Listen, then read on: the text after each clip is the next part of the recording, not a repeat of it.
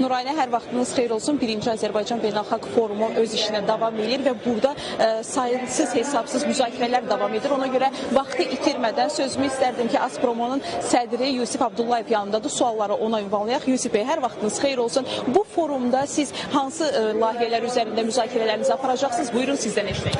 Forum öz-özlüyündə forumun mövzusu fragmental dünyada Azərbaycanın böyük nəqliyyat arteriyalarında çox strateji yerləşməsini nəzərə alaraq əhəmiyyəti barədədir. Burada bizim plenar əsas iclasımız da buna həsr olunub. Dünyaca məşhur spikerlər, nazirlər və digər yüksək vəzifəli şəxslər bu barədə öz fikirlərini söyləyiblər, danışıblar. Biz düşünürük ki, bu platforma unikal bir platformadır.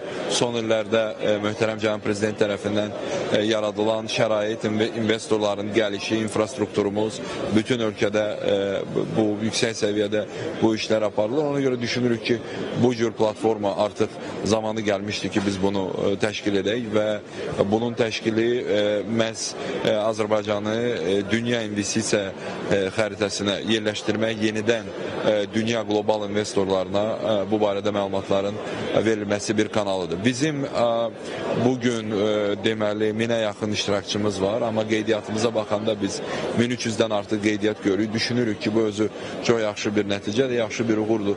Bunu nəzərə alaraq ki, bu ilk dəfədir. Bizim tərəfdaşımız, partnyorumuz Sibrizdir və forumun özü Sibrizdə keçirilməsi təsadüf deyil.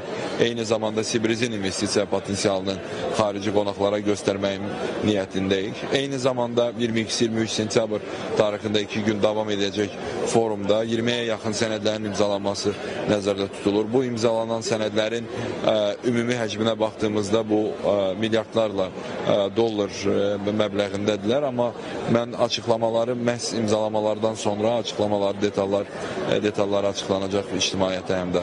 Təşəkkür edirəm.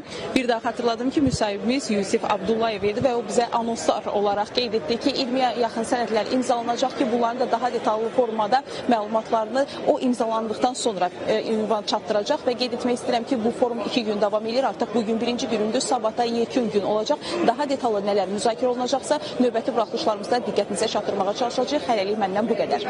Təşəkkürlər Aidə, məlumatları təqdim